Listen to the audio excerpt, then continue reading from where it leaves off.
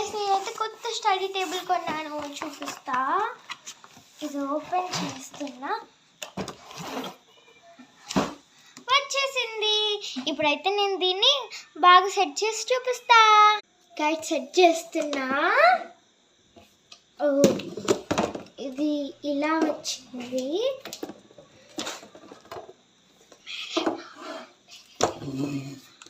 ఇదిగోండి, నా study table అయితే రెడీ అయిపోయింది.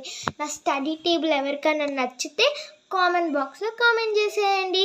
నేనైతే ఇప్పుడు మంచిగా చూపిస్తాను.